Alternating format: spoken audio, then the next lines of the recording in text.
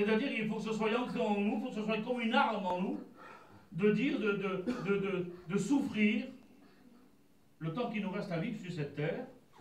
Il nous faut s'armer de la pensée qu'on va souffrir encore. Par rapport, on va dire, aux choses du monde, par rapport que le diable nous fait la guerre.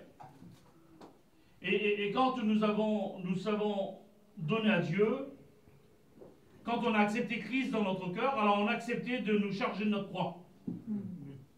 Amen. Amen. On n'a pas dit au Seigneur qu'on le suivrait juste quand il ferait soleil. On a dit aussi quand il y aura du vent, quand il y aura de la pluie, quand il y aura de la grêle, quand il y aura tout ça. Quand on accepte le Seigneur, c'est dans les bons et les mauvais jours. Alléluia. Et là, l'apôtre Pierre nous dit, ainsi donc, Christ ayant souffert dans la chair, vous aussi armez-vous de la même pensée. Il nous faut s'armer de la pensée de dire, Seigneur, qu'on est des chrétiens, et un chrétien, et on va dire comme ça, peut-être ça va choquer quelques personnes, mais c'est la Bible qui le dit. Un chrétien, quand on s'engage avec le Seigneur, et on s'engage dans un combat. Oui, amen. On s'engage dans un combat parce qu'on a un adversaire, un ennemi redoutable. Il s'appelle Satan. C'est pas un homme, c'est le diable. C'est le diable. Et il a juré notre perte. Il veut nous détruire. Parce qu'auparavant, en étant dans le monde, en réalité, nous étions dans sa main. Il nous tenait dans sa main. Il nous tenait comme, on va dire, des marionnettes. Il nous faisait faire ce qu'il voulait lui. Parce que sans le vouloir, sans être d'accord, eh bien, on le faisait quand même sa volonté. Mais aujourd'hui, nous savons détourner, nous sommes venus à la croix du calvaire, nous avons accepté Christ dans notre cœur, alors il n'est pas content. Et il veut nous faire, il nous fait la guerre. Mais mes frères, mes sœurs, gloire à Dieu, la délivrance est proche. Alléluia. Merci Seigneur, Jésus-Christ revient. Amen. Gloire à Dieu. Alors il nous faut s'armer de la même pensée que Christ, il a souffert. Mais je regardais ce verset, et j'ai Seigneur, je dis, mais c'est pas souffert n'importe comment. Jésus-Christ n'a pas souffert pour n'importe quoi. Je demande pardon au Seigneur de dire ces mots, mais Jésus-Christ n'a pas souffert pour n'importe quoi. Pourquoi il a souffert, Christ?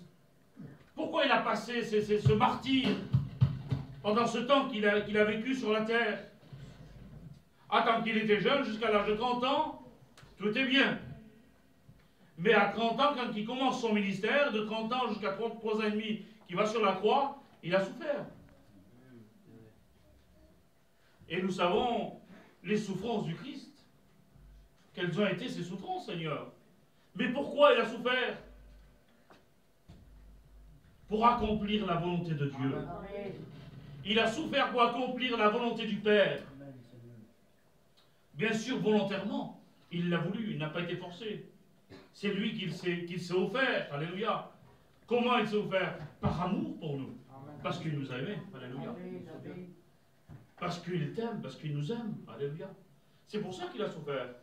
Il n'a pas souffert, on va dire comme ça avec notre langage pour comprendre, il n'a pas souffert parce qu'il a été ingéré dans les affaires de quelqu'un d'autre. Il n'a pas souffert parce qu'il a fait quelque chose qui ne convenait pas. Il a souffert parce qu'il a accompli la volonté de Dieu. Parce qu'il fallait qu'il aille à la croix. La volonté de Dieu, c'était qu'il fallait qu'il aille à la croix. Il faut que le sacrifice parfait s'accomplisse. Pour que nous soyons libérés de notre péché. Voilà pourquoi il a souffert, Jésus-Christ. Pour ce soir-là qu'on est là, ensemble, pour le prier, le louer. Alléluia. C'est pour ça qu'il a souffert.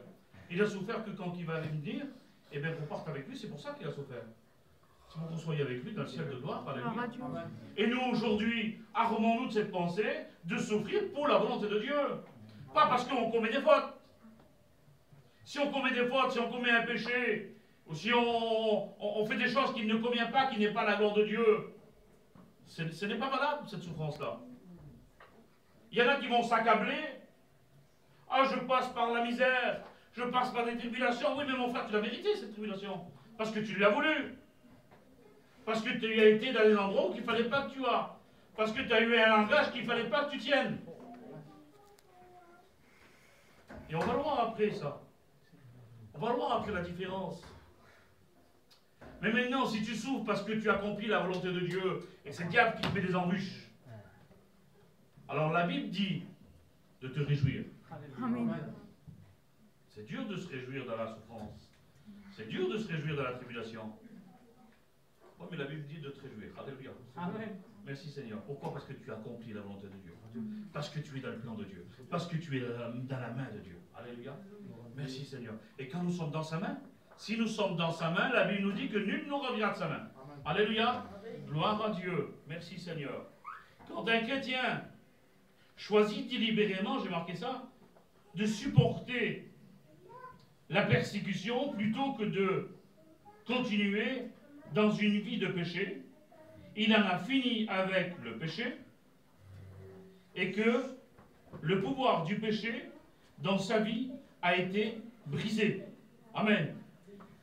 Quand un homme souffre parce qu'il refuse de pécher, il n'est plus dominé par la volonté du péché, par la volonté de la chair. Alléluia. Quand on choisit délibérément de souffrir pour Christ, de souffrir pour la volonté de Dieu, alors la Bible nous dit qu'on en a fini avec le péché. On n'est plus dominé par la chair. La chair ne nous domine plus, c'est l'esprit qui a pris le dessus. Alléluia. Amen. Et nous tenons, comme l'apôtre Paul va dire, je tiens mon corps assujetti. Je tiens tout mon corps en bride. Alléluia. Et là, même que ma chair, des fois, elle a des désirs et qu'elle veut, des fois, aller dans des choses qui n'est pas à la gloire de Dieu, au nom de Jésus, je t'arrête. Parce que l'esprit de Dieu en moi est plus fort. Alléluia. Amen. Parce que mon esprit a pris le dessus. Alléluia. Merci Seigneur. Écoutez bien le verset suivant qu'il y a dans ce chapitre, au verset 7. La fin de toute chose est proche. Soyez donc sages et sobres pour vaquer à la prière. Alléluia. Amen.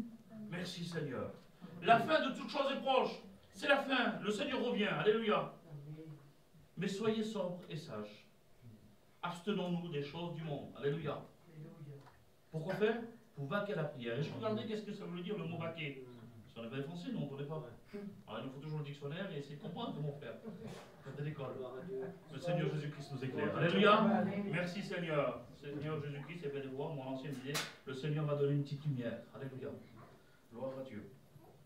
Vaquer à la prière. J'ai marqué ici, j'ai vu ça, je regardais sur le dictionnaire, et il veut dire égal, s'occuper, se livrer à une occupation.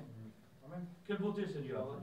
Il faut, on va dire comme ça, que la prière soit une occupation dans nos vies. Il faut qu'elle devienne une passion. Il faut que ça soit une passion la prière. Vous avez vu quelqu'un qui est passionné, il ne peut pas se défaire de sa passion. Eh bien, il faut que la prière soit comme ça dans nos vies. Alléluia. De s'abstenir des choses du monde pour vaquer à la prière. Alléluia. Et il y a un mot qui me revient. Un frère disait un jour, la prière nous empêchera de pécher. Vous êtes d'accord avec moi? Amen. Si nous prions, nous sommes en communion avec le Seigneur, automatiquement on ne va pas accomplir le péché. Mais le péché nous empêchera de prier. Parce que si on pêche, on ne pourra pas plier les genoux parce qu'on va, on va se condamner. On ne pourra pas lever la voix au ciel parce qu'on va être trop pris dans notre cœur. Et on va se dire, je ne suis pas digne de prier le Seigneur. Je me sens pas bien, je me sens sale pour prier Dieu. C'est le péché qui t'empêchera de prier. Mais si tu es dans la prière, tu es constamment en communion avec le Seigneur, alors le péché n'aura plus domination. Alléluia. Merci Seigneur. Et là, j'ai marqué, par rapport à la souffrance, il y a 4 attitudes à avoir pour nous, chrétiens, enfants de Dieu. On doit s'armer de ces 4 attitudes. C'est ça de s'armer. De s'armer des mêmes pensées. Mais il faut avoir ces attitudes-là. Ces armes-là, il nous le faut dans notre cœur. Alléluia. Dans notre vie. 4 attitudes sont donc nécessaires afin de remporter la victoire dans la persécution. Amen. Et la première attitude que nous devons avoir, nous, enfants de Dieu, eh bien, c'est s'y attendre. Il nous faut s'attendre à souffrir. Il nous faut s'attendre à passer des tribulations. Et si on s'y attend, automatiquement, on ne sera pas surpris. Amen. Si je m'attends à la souffrance, si je sais qu'on va dire en franchissant la porte là-bas, je vais trébucher. Je vais m'amputer le pied dans la porte et je vais trébucher.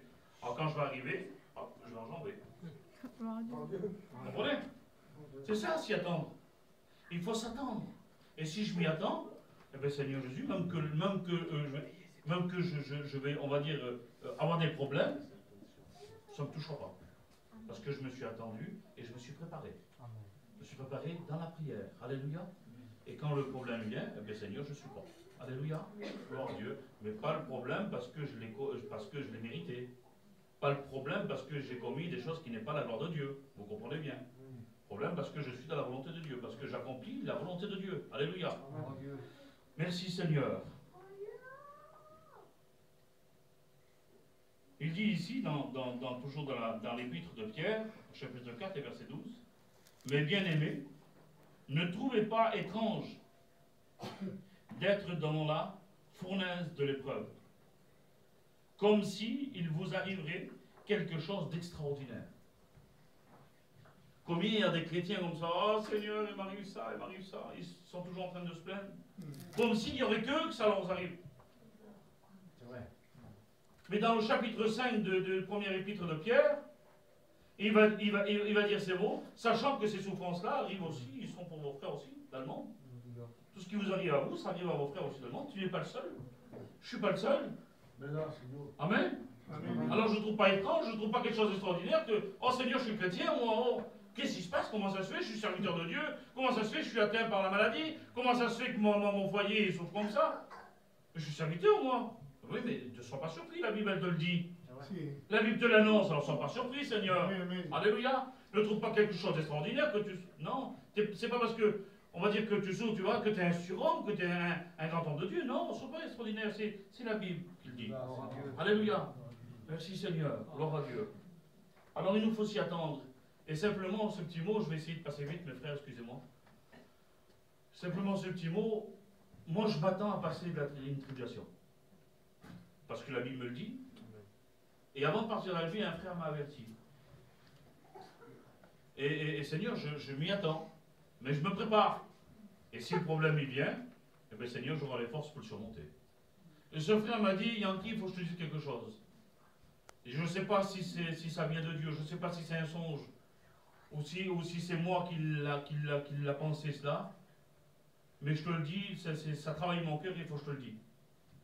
Il dit, je voyais dans ce rêve-là, je voyais que tu m'amenais chez toi, là où tu es dans le terrain, et tu venais vers moi et tu me montrais un olivier. Tu avais un olivier, était merveilleux.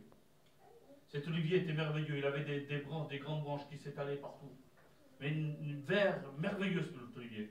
Et d'un coup, il venait un peu de vent et je le voyais bouger. Et quand il y avait ce vent, quand je le voyais bouger, je regardais par terre et je voyais les racines étaient en surface. Il était presque à tomber. Alors il m'a dit, je ne sais pas ce que ça veut dire. Mais fais attention. Je dis, Seigneur, je le prends venant de Dieu. J'ai dit, mon frère, merci Seigneur, je te remercie de m'avoir averti, je le prends venant de Dieu. J'ai peut-être aujourd'hui, je suis bien, je suis debout, mais demain, on ne sait pas ce qui va m'arriver. Alors Seigneur, je m'attends. Alléluia. Et un chrétien, c'est ça, on s'y attend. Alléluia.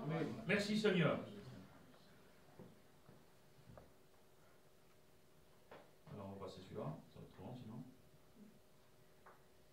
Alors deuxième point, c'est s'en réjouir, comme on l'a vu tout à l'heure.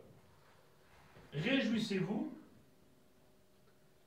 au contraire, de la part que vous avez aux souffrances de Christ, afin que vous soyez aussi dans la joie et dans l'allégresse, lorsque sa gloire paraîtra. Amen. Amen. Merci Seigneur. 1 Pierre, chapitre 1er, verset 6. C'est là ce qui fait votre joie.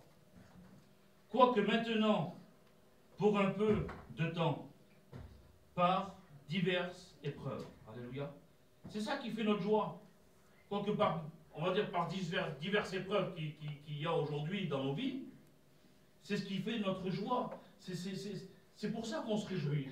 On se réjouit pourquoi? Parce que Seigneur, si je suis attaqué par l'ennemi, si je suis attaqué par le diable parce que je suis dans le plan de Dieu, c'est parce que Seigneur, moi je me réjouis quand le diable vient m'attaquer. Ça veut dire en moi, je me dis en moi-même que je fais la volonté de Dieu. Alléluia. Parce que si le diable nous laisse tranquille, si on n'accomplit pas la volonté de Dieu, le diable va nous laisser tranquille. Il ne viendra pas nous embêter. Mais si nous sommes, on va dire, en action pour Christ. Alors il va venir essayer de nous mettre des embûches. Et s'il nous met des embûches, eh bien Seigneur, je suis dans la joie, c'est parce que je travaille pour toi. Alléluia. Merci Seigneur. Gloire à Dieu. 2 Corinthiens, chapitre 19, verset 9.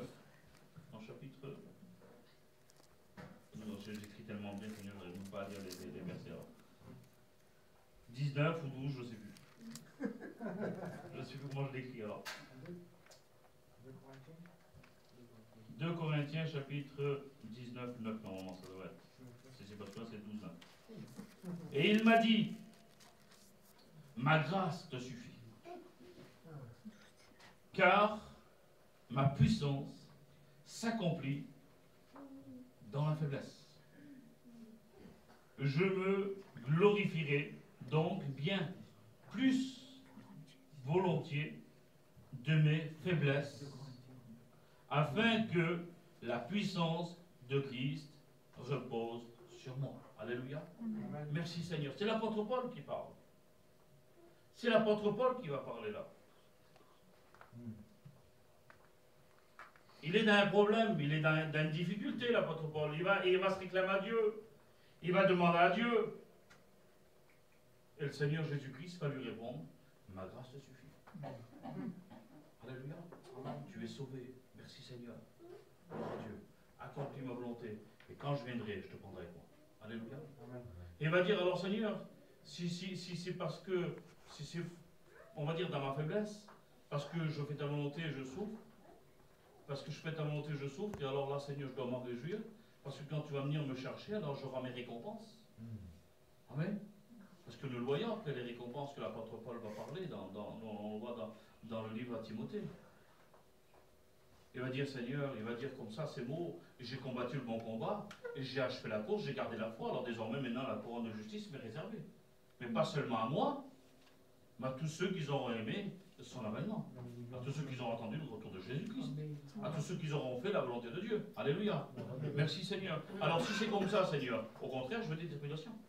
J'en veux plus encore des tribulations. Pour être encore plus près de toi. Alléluia. Merci Seigneur. Gloire à Dieu. Alors il nous faut s'en réjouir. Gloire à Dieu. Et troisième point,